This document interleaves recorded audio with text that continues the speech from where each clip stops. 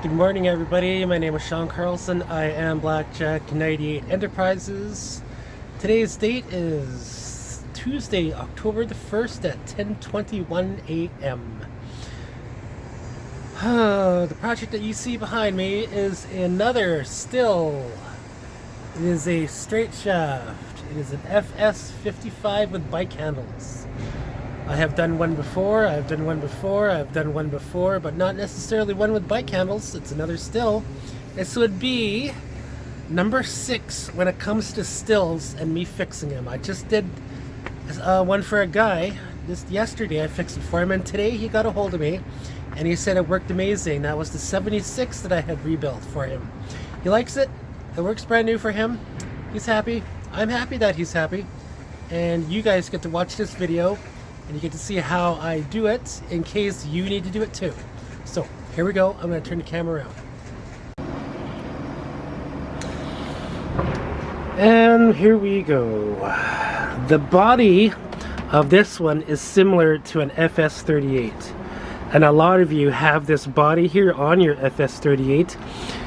On the previous video that I did of an FS38, somebody was groaning and griping that I didn't show them how to take the screws out, where they did take the screws out, or what the hell ever. And this is a straight shaft. There's gears here. As I usually do with all other videos, everything comes stripped down right apart. And so if we press, one of the things that the customer had said to me is that this has a leak in the gas tank somewhere, and I can sort of see that there is hairline cracking on the gas tank. And as you can tell, this one differs from a 76 because of the gas tank shape. The other one was a little bit longer, this one, and was situated on the bottom. This one is situated on the side to the left. So he did start it up for me. It was idling. So what that means is there's not necessarily anything too wrong with the carburetor. And he did have trouble with the throttle when he was trying to start it. So it could be just a carburetor issue, but as usual, what I do is a complete tear down and rebuild. So the engine will get stripped completely. The shaft will get removed from this point here. The shaft will get removed from this point here. We will clean out the shaft. We will grease the rod inside. We will take this head apart. I will show you how to take this head apart. We will get inside there and analyze the gears. We will take the head off here and we will put brand new line on there if this is not long enough. We'll, of course, all the dried off grass that is on here, all the dried up grease that is on and on around the engine, that too will be cleaned up as well. And on the 76 that I did, this part here was actually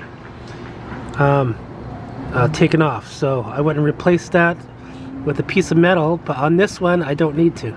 So everything here will get taken apart and reassembled, analyzed, and you will find out why things work how they work and what they look like when they are cleaned. So let's go. Alright, so before we get started, we have fuel in here.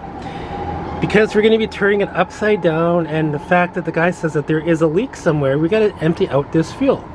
So we're going to put the fuel into a non-approved fuel container. We can use an approved fuel container, or a non-approved fuel container, or a milk jug, or a pop jug, or a pine salt jug, or whatever. But it needs to get emptied from here. What you put it in is totally up to you. Once you get this emptied, you need to hit the primer bulb and drain out the fuel that is in the primer bulb.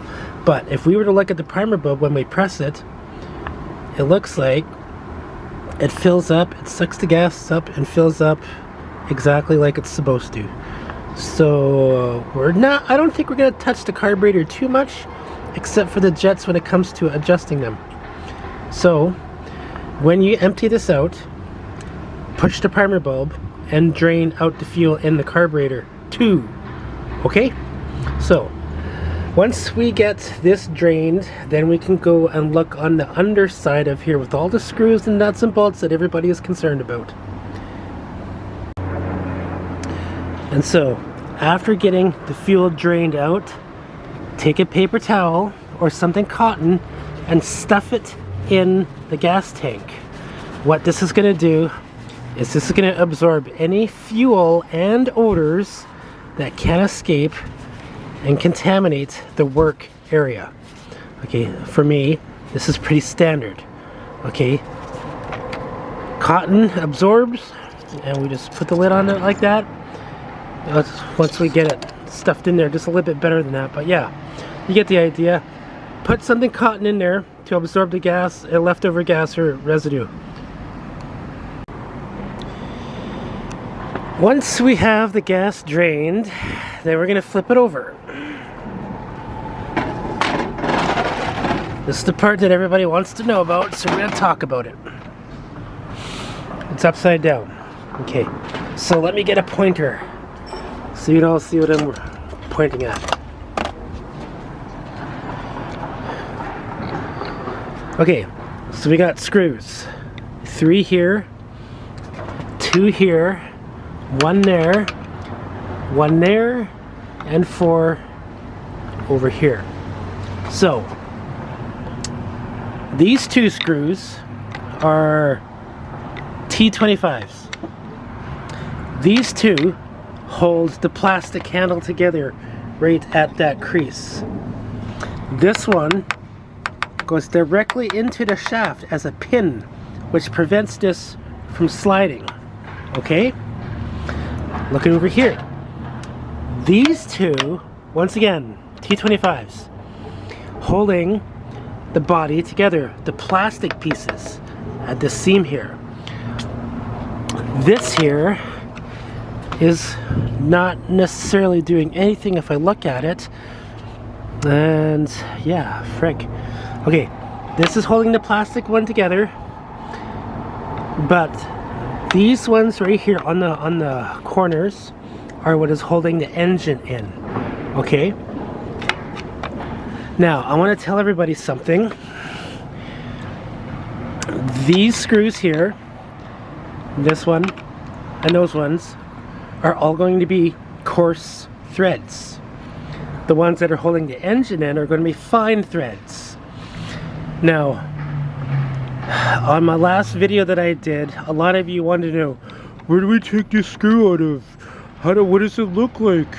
How do I know where it came from? Okay, when you're taking things apart, you're really going to need to pay attention. You're going to have to do your own method of finding out where that screw came from, what it looks like, what the threads are, and how it goes in, and how you took it out. Okay? I can only show you how I'm taking things apart, but you know what? With this video, I will show you guys how to take what the screws look like after I get them out. Before I take, when I take those off, this top should come off nicely. But before we do that, we're going to take this cover off. And the way that we do that is these screws right here. Once again, T25s. This just slides out like that. It'll just pull out nicely. And then we have access to the engine, and then we have what we can also do is take this cover off right here. And we're going to do that.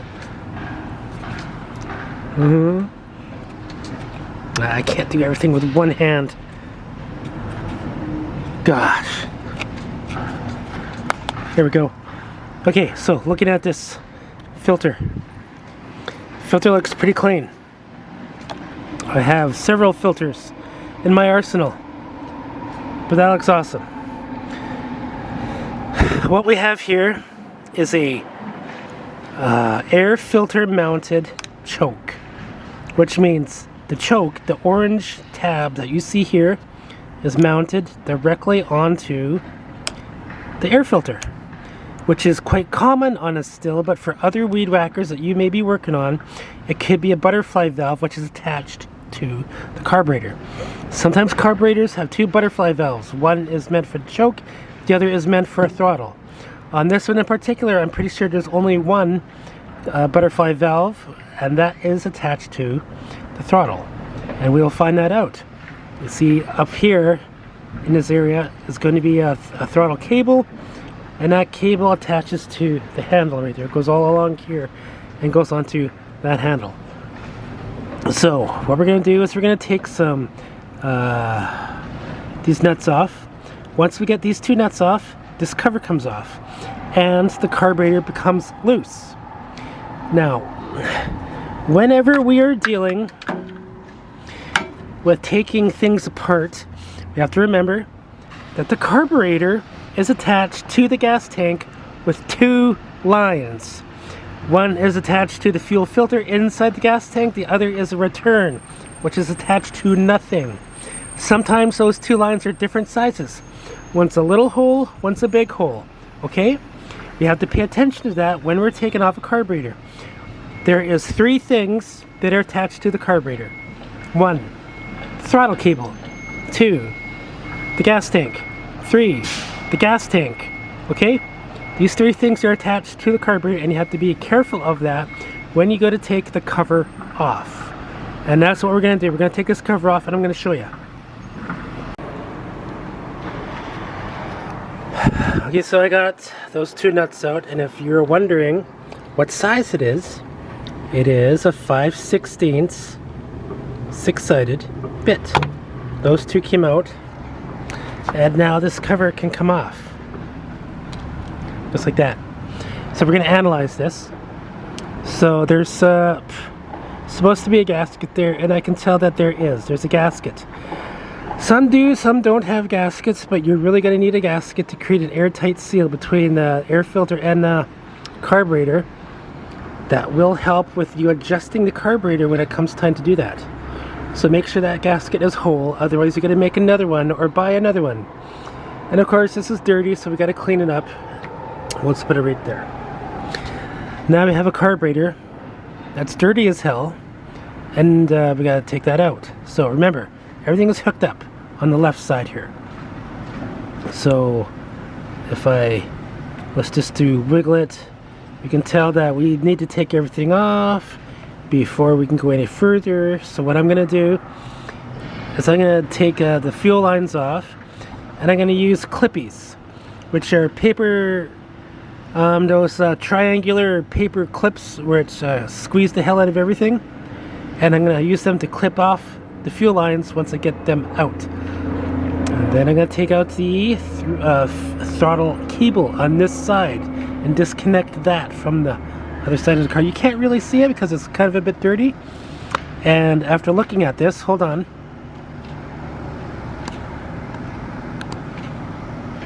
After looking at this, I can see that there is a thing missing on the carburetor jets. You see how this one has a cover on it? This one doesn't? This one is missing it. So whoever had this before, this customer that I'm working for, somebody took that off and was messing around with it.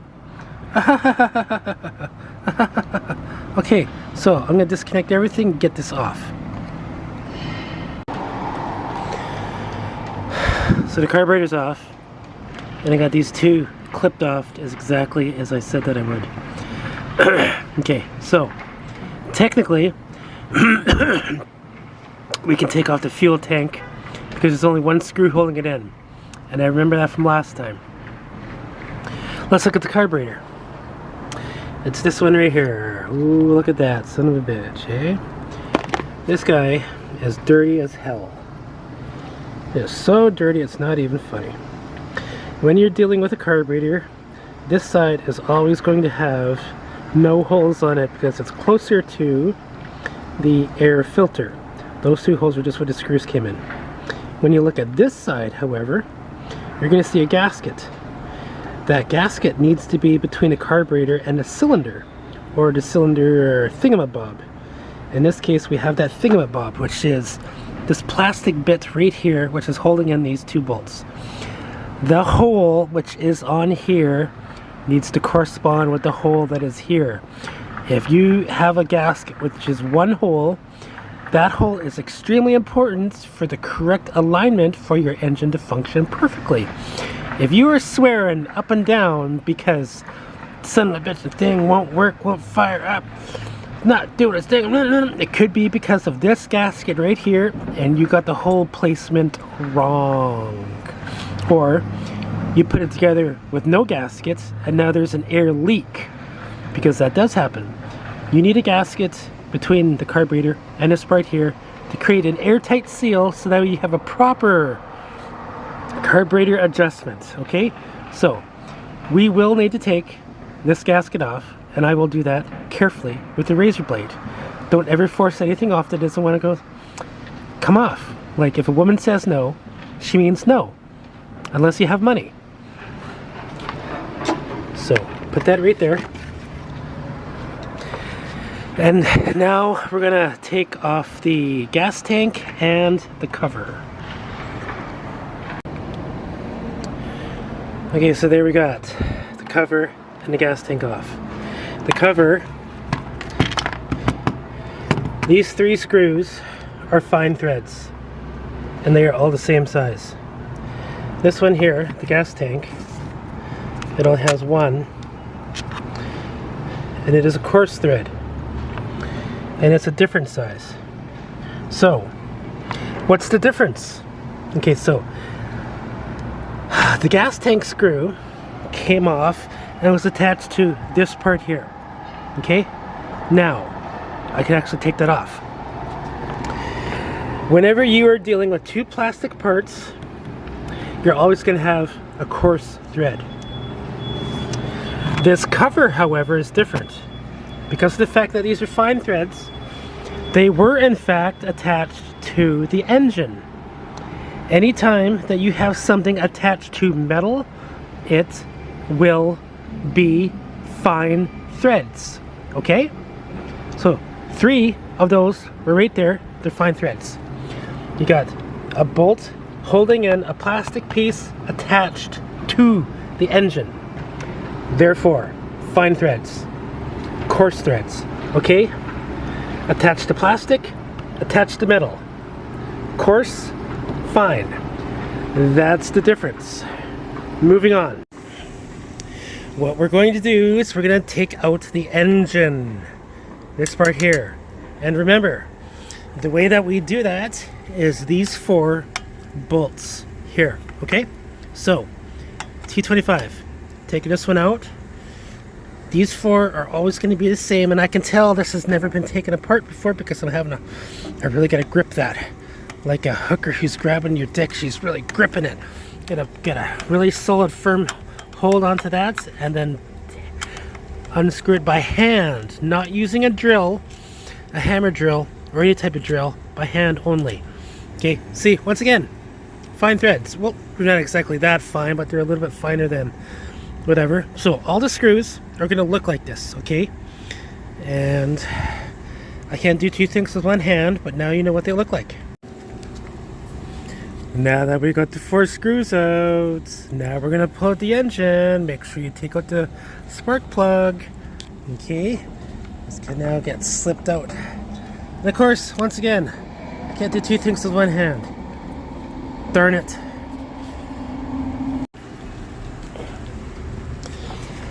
What I'm going to do is I'm going to take out the top cover.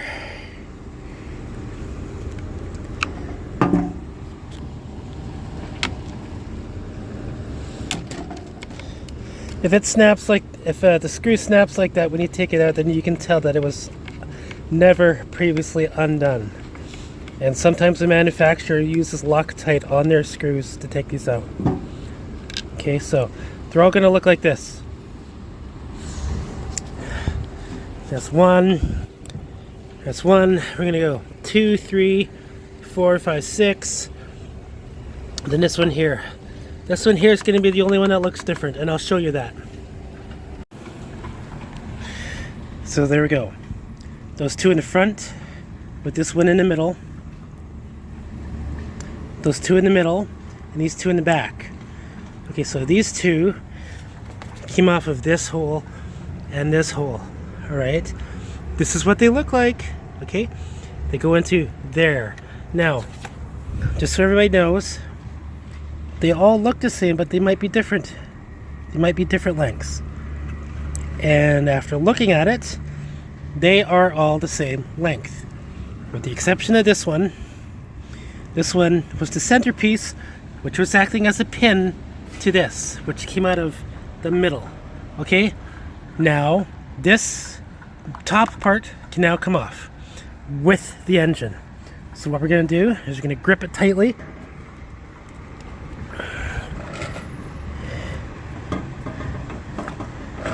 And then we're just going to ease the top off, ease it off, just like the woo, ah. I like it when they take your top off that easily. I didn't have to pay anything.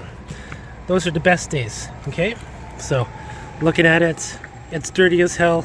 We got to clean it out. So one thing I don't mind is bringing something home to clean it out and then taking the top off. Okay, so after looking at this carefully, we got some wires that are attached to the magneto. So we're going to disconnect those with a pliers and take those off, and then we can take off the engine.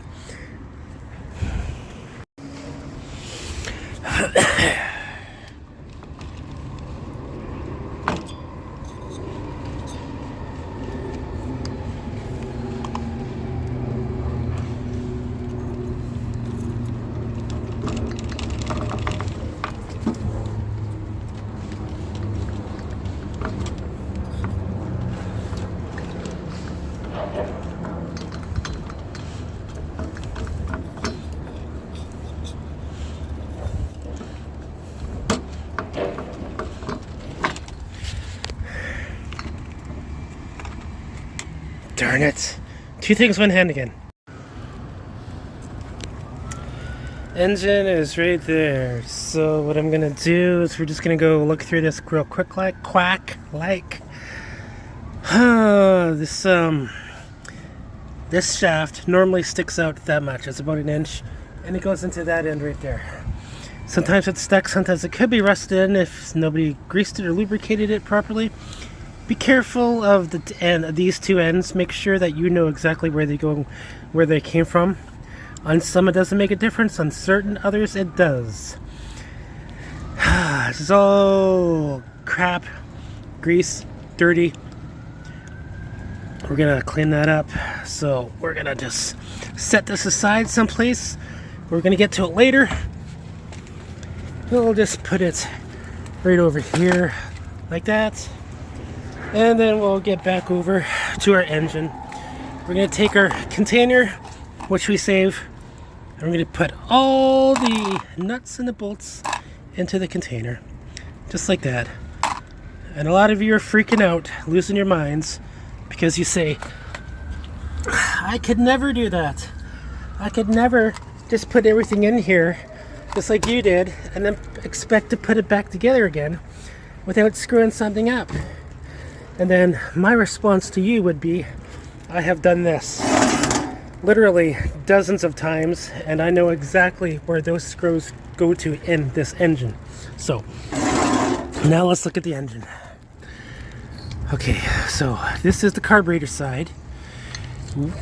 Now that we got the carburetor off, we can take this part off, which is another T25 bits to take this off. Once this comes off, these two will come off with it, and then we have a direct view inside the cylinder on the side. Now on the muffler side, we can take the muffler off in the exact same way. These two are attached to this the block. They'll be fine threads. Once this comes off, then we can look on this side of the engine. Okay, so I want everybody to know something. This side is higher than this one. This is the carburetor side, this is the muffler side. The muffler port is situated at a higher exhaust than the carburetor. The ports on this one is sitting a little bit low. You cannot see the top of the cylinder through the carburetor side, but you can see the top of the cylinder through the muffler side. It's higher, okay? And that is the difference between the carburetor and the muffler port. There's no way that you could get that confused.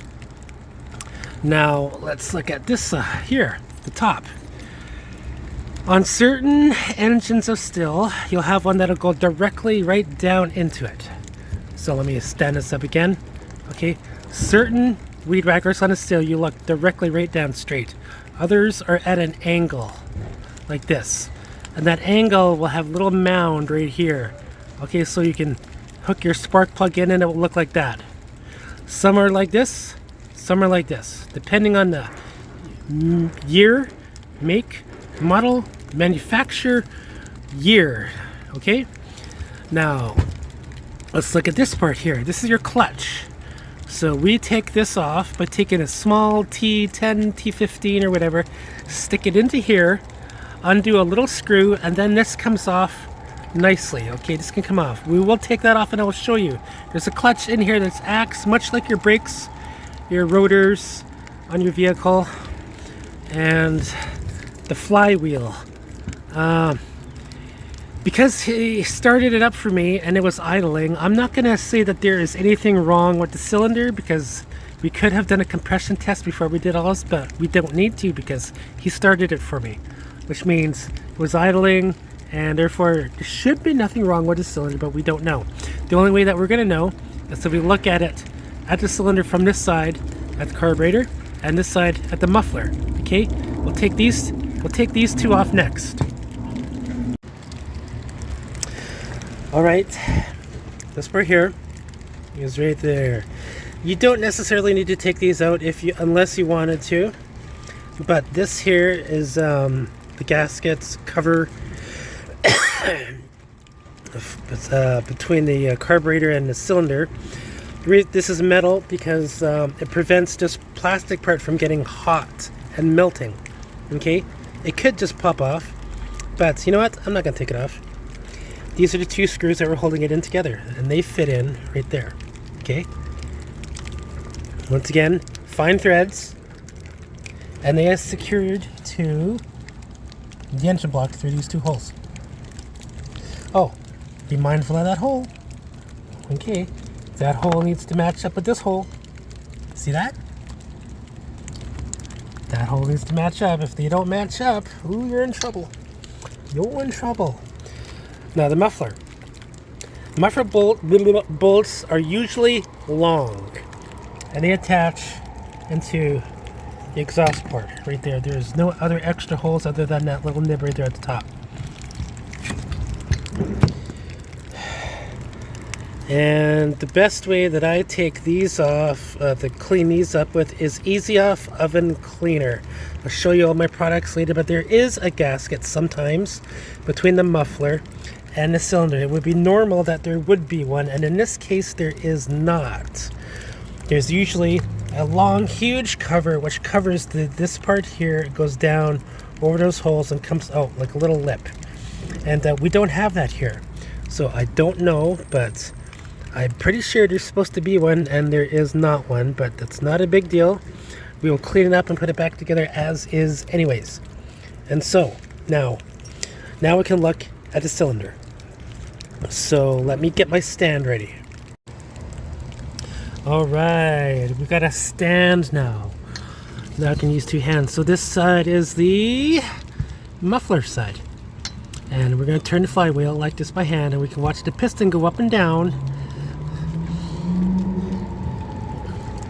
And whoa, look at that, everybody. That is a clean wall on the piston. Even the rings are clean. There is not even any brown exhaust corrosion on the top of the piston. Remember how I was saying that you can only see the top of the piston through the exhaust side? This is that example. And if I was to look at the bottom of it there, I can't really see anything too much. There's a bit of water just because it's raining right now. It's Vancouver.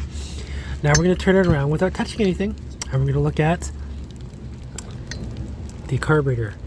So we cannot see the top of the piston with the carburetor side, but what we can see is that even on this side, it's still clean, crystal clear walls on it.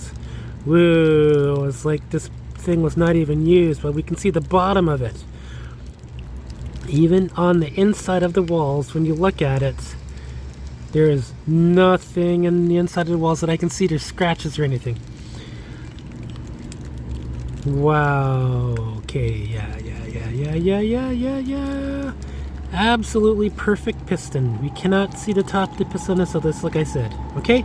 So, ladies and gentlemen, this is a good engine. Aside from the fact that he started it up for me and it was idling, if you wanted to take this apart, now you know how. No, we're not going to stop there. I'm going to tell you how to take this apart completely, because a lot of you need to do a complete overhaul. A complete overhaul is when you take the piston out and you're holding it in your hand and you're playing with it, playing with your piston. So, at the bottom, there is 4 screws. These 4 here, you see them? When you take those out, they're going to be super tight. Do not use a son of a bitch and hammer drill to take them out. Use your hand like a hooker and grab it really tight and grip it until it snaps and then loosens. Okay, these 4 hold the top of the cylinder in place. They will have Loctite on them. There is a gasket right there. Be careful of that gasket. When this thing heats up, it needs to be able to get so hot that it's not going to melt this gasket. So this gasket is a special material. You could make your own if you wanted to go to Canadian Tire, Home Hardware, Home Depot, Lowe's, Rona, and get the material for that gasket. You can do that, but be mindful that it needs to be temperature proof to a certain degree, because this gets hot because of the piston going up and down. All right, now once this comes out, it is 2 pieces only. You will have access to the piston, the crank, the crankshaft. You could take this flywheel off too. And remember how I was saying that it comes off? Well, yeah, it does. Oh, you know what? Let me take this off for you so you know how it works. Okay, so T20. There we go. Snap. That means it's never came off before. It was on by Loctite. And now this comes off. There we go. That little screw that was in there is never meant to come out. Okay? And then we can tell by the condition of the clutch on the inside of the clutch where there is the thing is rubbing against.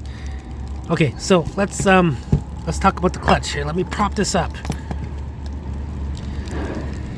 Oh shit! Let me tilt my camera down a bit. Okay, so your engine is running. This flywheel is turning. So is this. These 2 things on the bottom are the shoes, which grab the inside of the clutch. This covers this, okay? So when these 2 are spinning, they expand. They expand slowly with the, depending on the revolutions a minute that you hit your throttle at, these 2 expand. They expand and they grab the inside of this along this edge here. Okay, so look at the condition of these on both of them. Look at the condition of this. You could clean this out. Because it looks dirty in there, that is evidence that there is dirt, grime that can get into there and scratch the hell out of these, which would wear out them, and you might have to replace these because of the particular dirt that does get into here. Okay, so this is going to be all cleaned out. These will be cleaned out. Now, if you want to take this off, there is markings on there that you can see. There's an arrow, so you gotta secure the flywheel in order to take this off. So grab the flywheel in any way that you could, and then just take this off counterclockwise. This will come off and the flywheel can follow shortly. This part here is holding in the flywheel, in fact. Okay, so that would be how you would do that. There is not necessarily any need for me to take this off other than just to show you, but that is how you do it. Okay, now do I want to take it off? Do I not want to take it off? I don't know, but if I did, I would need to, let's say, take a screwdriver and put it right here just to secure the flywheel, so that way I can turn this the other direction. So aside from that, we could test the magneto. And we do that with like a multimeter. There's 3 points. There's a point right there, and this point right here. The Stihl instruction manual tells you exactly what the measurements are, the electrical, which when you're measuring the resistance. All right. Now that is all done. Okay, now what I'm going to show you guys is my cleaning products. So these are the only 3 products that I use to clean an engine. WD-40, brake cleaner, and easy off oven cleaner. Now WD-40, what it will do is it'll grab onto the grease and I can loosen it off. And then the brake cleaner will be used to rinse it off. And then the easy off oven cleaner will be used for the muffler. I will also be using these scrub brushes and a whole bag full of rags at my disposal to wipe everything down, clean everything up. I also have pails for water if I need to rinse everything off. Just dunk it in there and rinse it off. It's not a big deal. But yeah, ladies and gentlemen, this is the cleaning process. And then once I get everything all cleaned up, we're going to talk about the gas tank and the carburetor, which is right here. Okay? Clean this up. Clean, and then inspect. Okay? That's what we're going to do. All right. Everything has been cleaned up and washed and rinsed. Housing is nicely cleaned on the inside. Look at that. This is all cleaned and rinsed. Including the engine has been cleaned and rinsed. Everything is spotless, spick and span. The gas tank too. Voila. No grease or grime, dirt anywhere. Not even on the carburetor. If you're wondering how I did it, I had a jug here. So I took everything, went and sprayed the hell out of it with both WD-40 and Easy Off. Let it sit for about 5 or 10 minutes. And then dunk. Then rinsed it off with the brushes there. Dunk. Dry off with my towels and then set it aside. That is how I got everything spotless. And so now we're going to talk about the fuel tank. Customer said that it was leaking. So what we're going to do is we're going to do a leak test. We're going to fill this up full of water, plug this hose up, and then we're just going to blow air into it to see where the water is leaking out. And then we're going to look at the carburetor. And so I'm just going to put everything to one side while I do that. So the gas tank is full of water. We're going to do a pressure test. This thing here you can get from the dollar store. I got one end closed off as well as the cap that is on it. So I'm going to raise this up a little bit more. Okay. Now we're going to take this off. Bring this all the way out. Put it back onto the nib.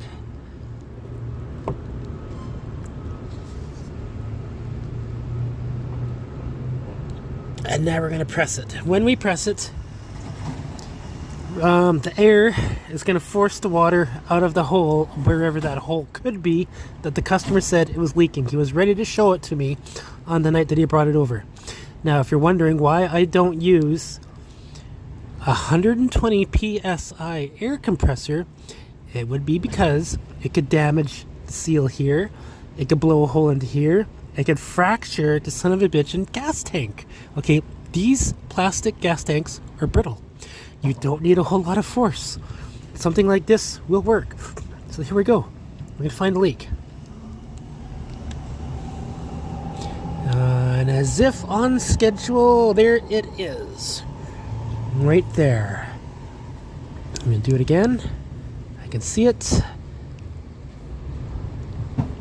Ah, there we go. Yeah, it's leaking out. It's coming out right there. Can you see it? Can everybody see it? It's squirting out.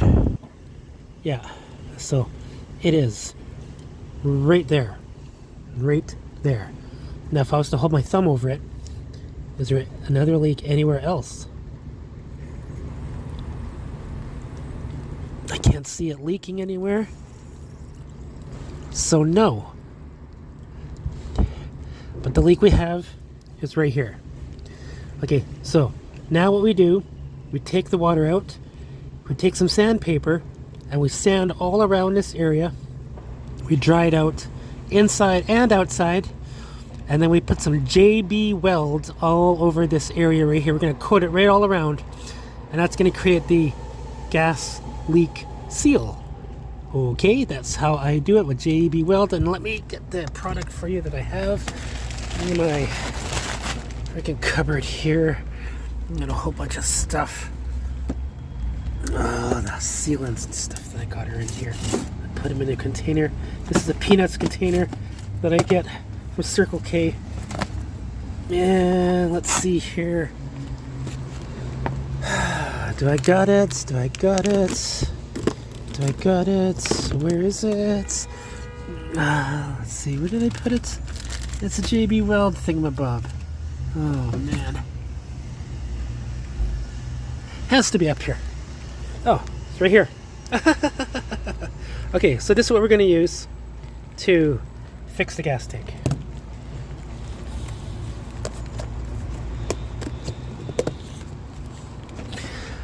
Alright, put it back into there. There's my cleaners and stuff, lubricants, greases, whatnot.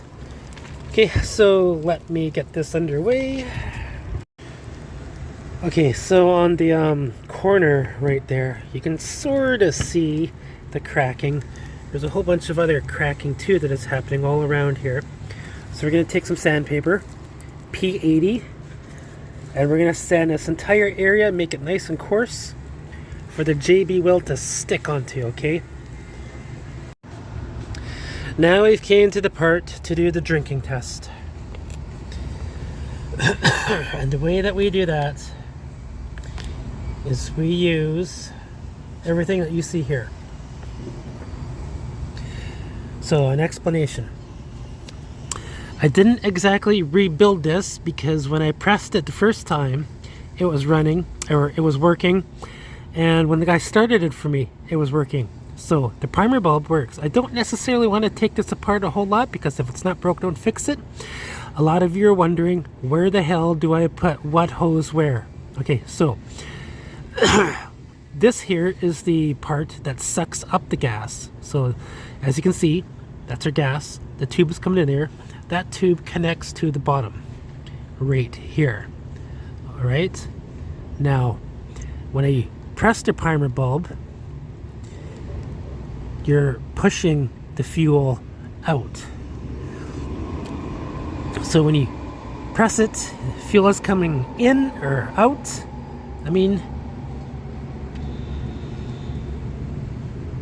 So pressing down pushes the fuel out of the top here, and it comes down into return.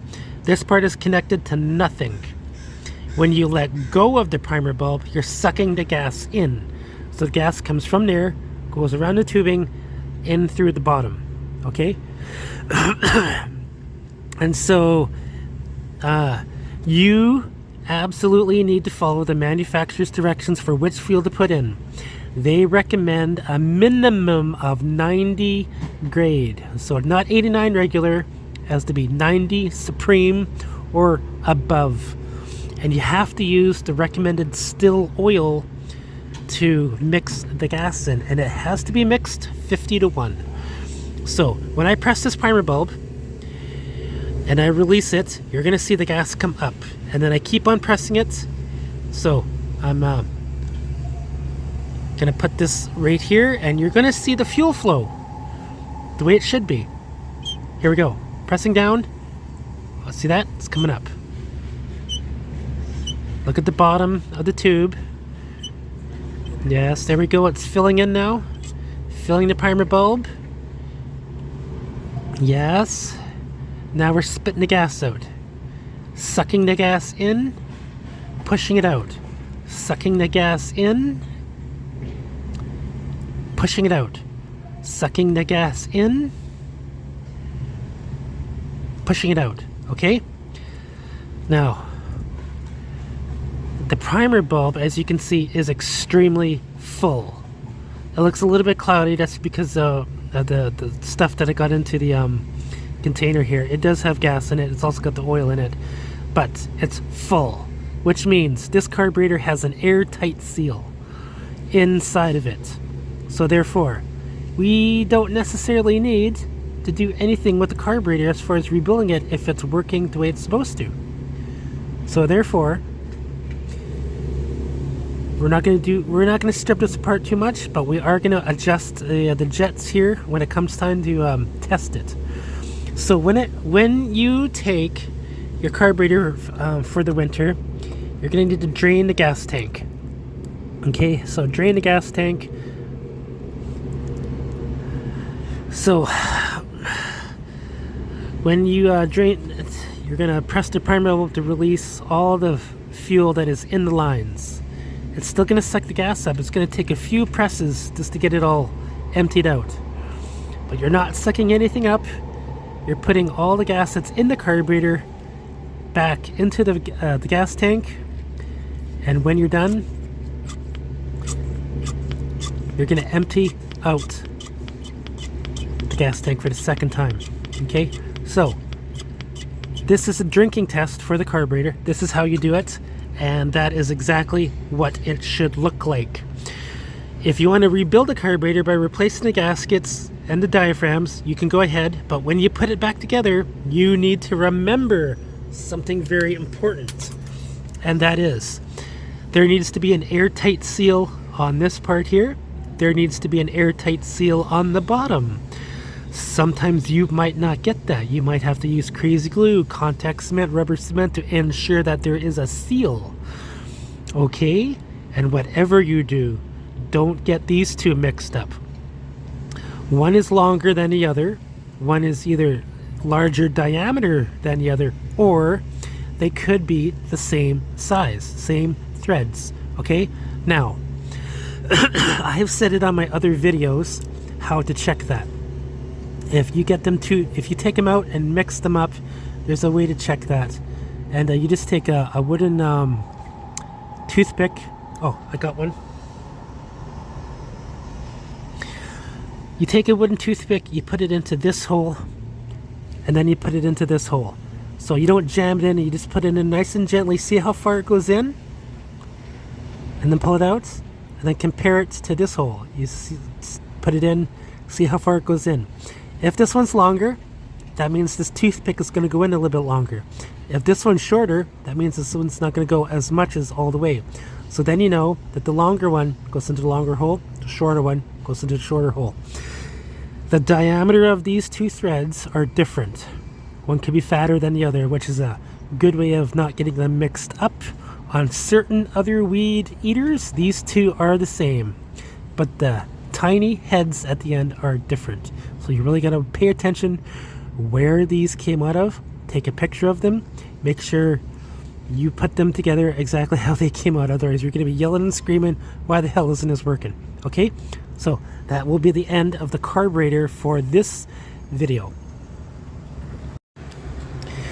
Before I go and put everything back together, I want to go through which of these hoses goes where on a weed whacker. Now, for a Stihl, you can clearly see how it goes, and they line up, all right? But not all weed whackers are the same. These are only 4 Stihls. When you see the green thing here, you can tell that's a Stihl, for a Stihl weed whacker. Some Stihls have it and some don't. Some are green, some are black. In this particular case, we have 2 nibs here. This one and this one. This nib that sucks the gas in will always be attached to the air filter, the fuel filter. And that will be this one here. Because of the fact that Stihl made this particular model, this line is longer and this line is shorter, they line up to this line here. This one goes into that nib, and the fuel goes into this nib here. On a lot of other carburetors, this one is usually smaller than this nib, But on other weed whackers, other models, other brands, this is the same size as this. They're either the same size or they're different sizes. And if they're different sizes, this one will always be smaller than this one here. Okay? Now, in that case, what you do is you use a smaller inside diameter hose for this and a slightly larger inside diameter hose for this one. If you need to replace those hoses on other brand name weed whackers. On this weed whacker here for Stihl, these are custom to the gas tank, so therefore they are already preset. And you can't really see the difference of the diameter of the hose right there, but you do know which one goes where. So what I do have to do is I have to take this off and I have to look at the fuel filter to see how clean it is, and I will do that. I just want everybody to know how the hoses are supposed to hook up to these. Okay? I just got the screen arrestor off the muffler. It was kind of hard to do, so I had to use a little propane torch to heat it up. But if I was to take it by the pliers and show it to you, you can see this thing is dirty as motherfucking hell. There's no air escaping anywhere. That has a lot to do with why it's not starting, why it's not throttling, because there's no air escaping. If there's no air escaping, that means all the air is being stuck inside the engine, right? That's going to backfire out the carburetor. So we're going to clean this up, put it back in. As I got everything semi put together, I just wanted to show everybody the inside of the clutch. The outside. And the clutch shoes. There should be no dirt or grease on any of them. Give them a wipe and then put it on. The way that you put it on is exactly how you took it off. Just put it on there. Let's give it this twirl like that. That'll get the nut somewhat set into place. And it comes out, and then you got to use your hootenanny. Get it into there, and then make it tight.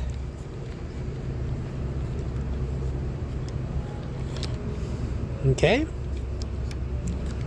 So once that screw gets in there, nice and tight, there we go. Then all that you need to do now is just put the engine back into place. So we're going to put this to a side. We're going to get everything put to a side. Oh, crap. Got some bolts, yes, screwdrivers and whatnot. Now we're done with the engine. The engine is good to go. What we're going to work on now is this part. So we're going to take this out. We're going to look at it. On a Stihl FS56, this was an actual rod. On this one, it is the flexible line. Okay? These flexible lines are typically used on a curved shaft.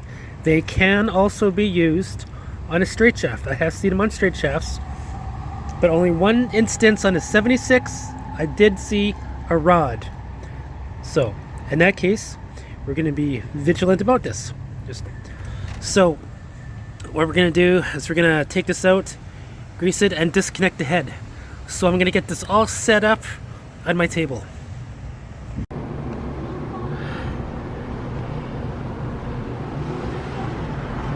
Okay, now it comes time to take the head off, which we squeeze into here. Squeeze. Gosh. And yeah, okay. Could use a lot of pressure, not just fingers. So that comes off just like that. See that? Okay. Then the head comes out to the line. Oh, you know what? Before I take this out,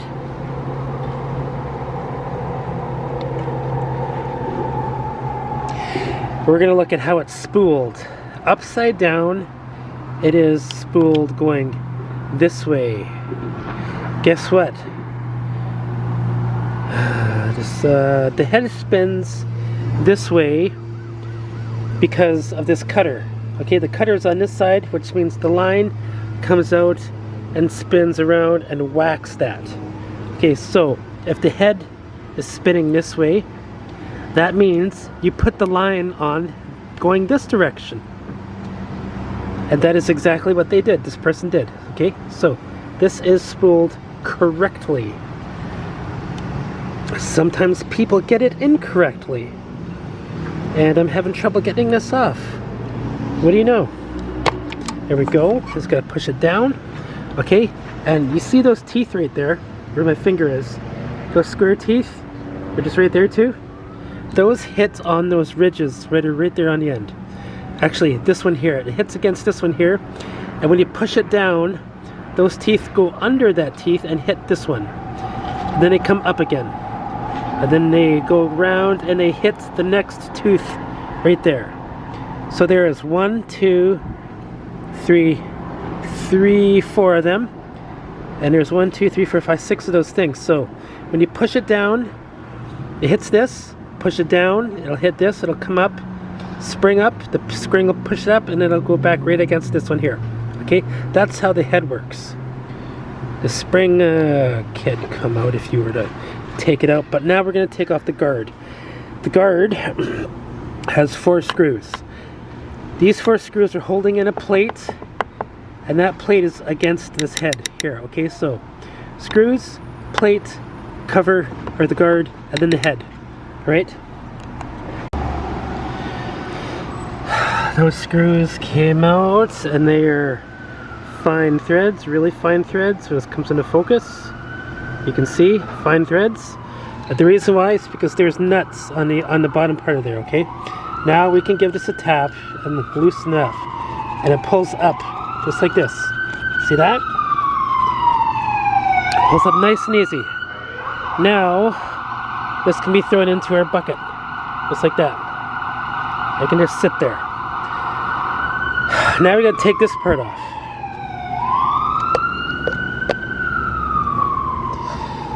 The way that we take this part off is we have to stick something into that hole there. And what I use is an Allen key.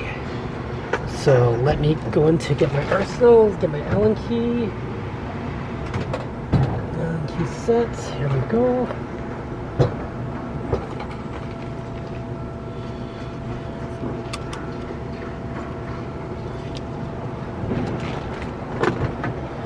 Okay, I stick it into there, and then I turn the head. And turn the head until I can't turn it. Alright? And then we go righty tighty, lefty loosey. So here we go. I'm turning it clockwise, looking down. This is coming out. Okay. There we go. This is what we're looking at. Okay, that can go there. Make sure you don't lose these things. They're on both sides of this here. That's which attaches to the line. And then we can take off the head. The head comes off. Whoops, look at that. That slipped out. It's not a big deal. The head slips off by this here. And there is no pin on the bottom which attaches to the shaft. So use a T bigger than T20, and this here is a grease hole. You can put grease into that. So once again, put this into here, grip tight it, grip untight it I mean. Okay, I can put my camera down. Okay, so this is the bolt that came out of that.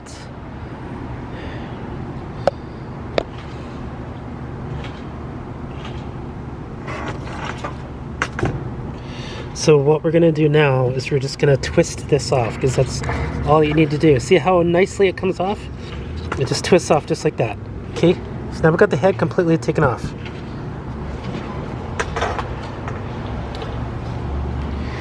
So let's look at the head now.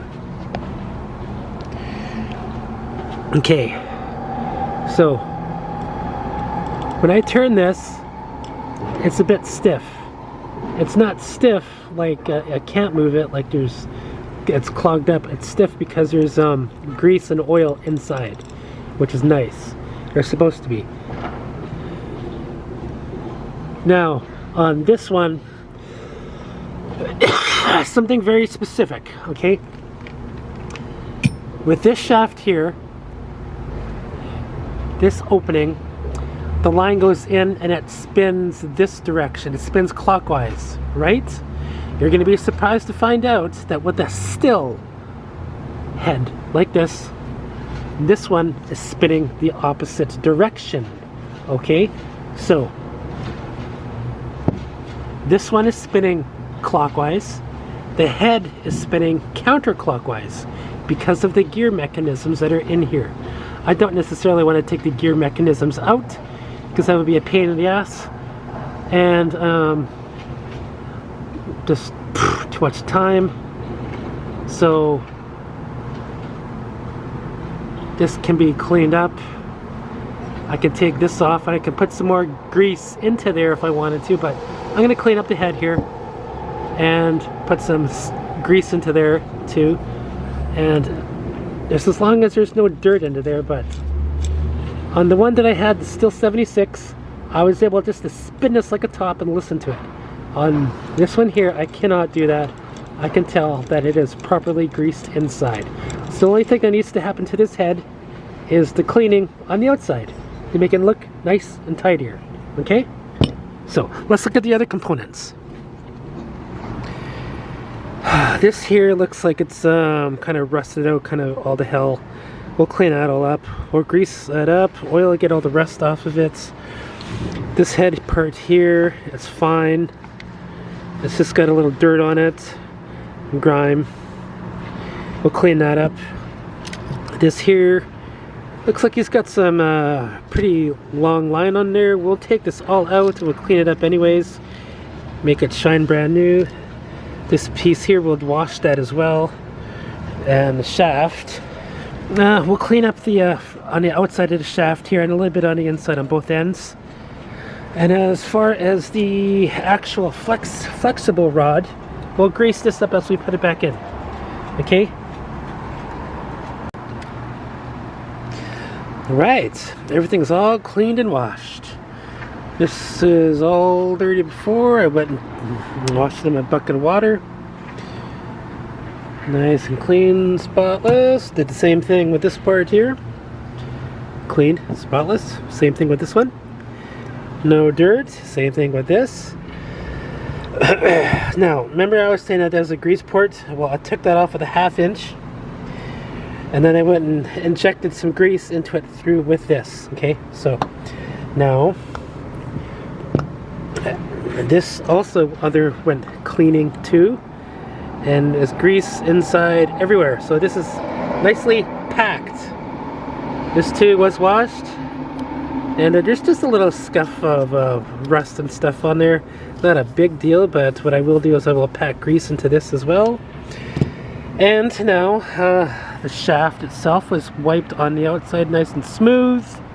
This can now all get put back together, put back onto the weed eater. So the assembly is reversal of the removal, but I want to say one thing importantly very clear. When it comes time to putting the engine on and the head on, when you have disconnected the shaft completely, this needs to go on first, attach it to here, and then take your head, loosen it off just a little bit, put the engine on, and then once the engine is on, then snug this up to the rod, okay? Now, if you don't do that, and you put the engine onto here, you're gonna have a problem with a hole, and that would be the middle one right there. It's not going to line up with the bottom hole in the bottom because of the fact that this, the end of this could be sticking out too far this way, hitting the engine, therefore preventing the engine from sitting snugly into these holes. So make sure when you put the engine on, you do it first and then adjust the head second. Do that last. Okay, get everything set onto here first. When you get this far, put that little screw in on the bottom to secure this to this, and everything will fall in smoothly after. Once you get the engine into place, you're going to use the 4 screws and put them into the bottom of these here, and that's just going to secure this, and it's going to help line this up too.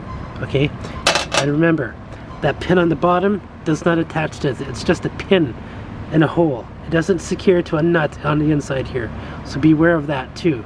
But go ahead and put it in underneath to make sure everything snaps together. We have fuel mixed into this. We got everything put back together. Primer bulb, air filter, everything's cleaned. Ignition works. So on-off switch works.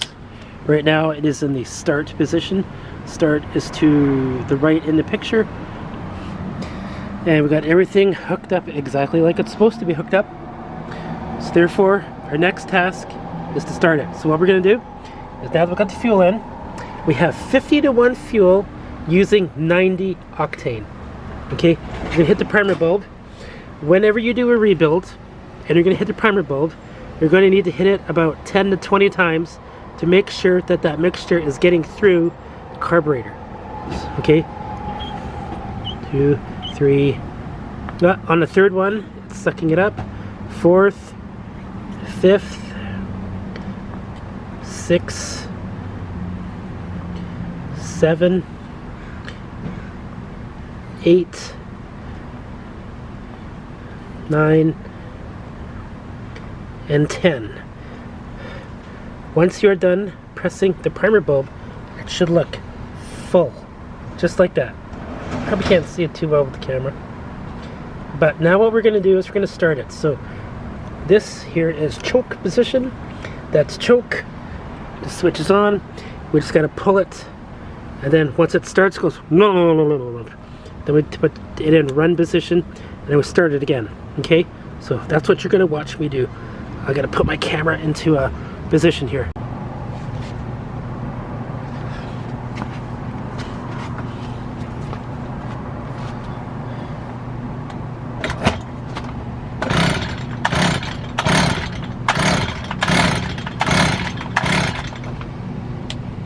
Oops.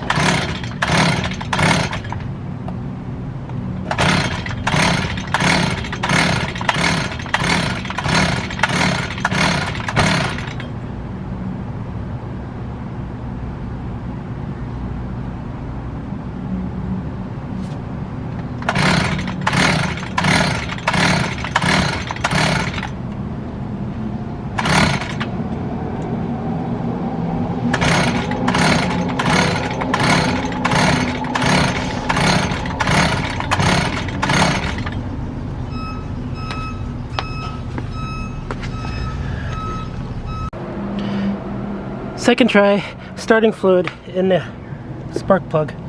Nothing ever starts in the first try.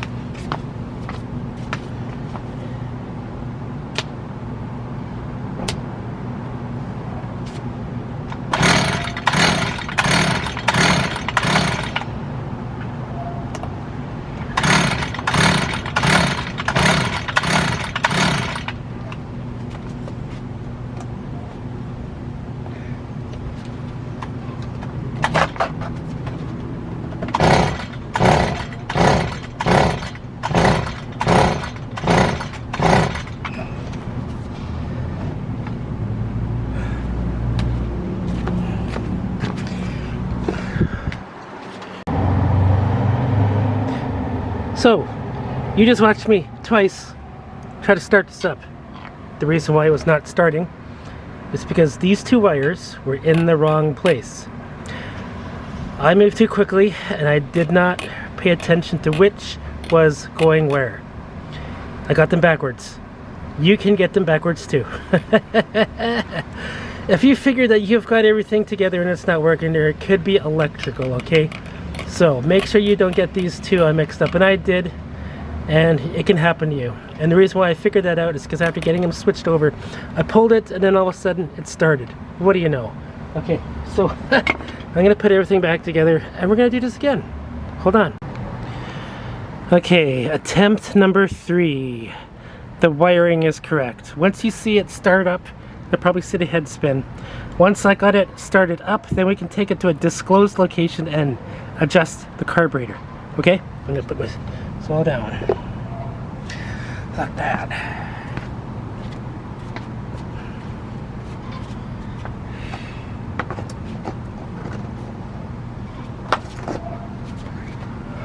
On.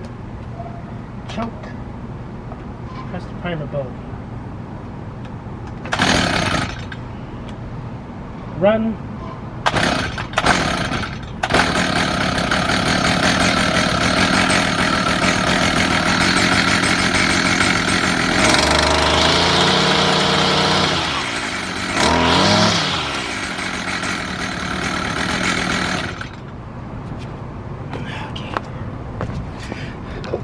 Okay everybody, so you've seen it. The head was spinning, the on-off switch works, and it was idling and throttling and revving up. So now we're going to take it to a disclosed location and adjust the jets.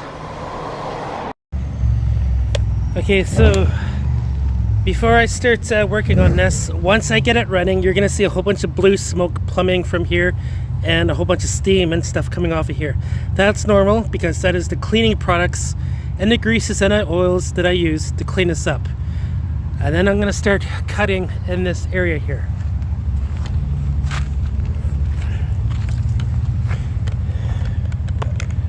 Myself set up.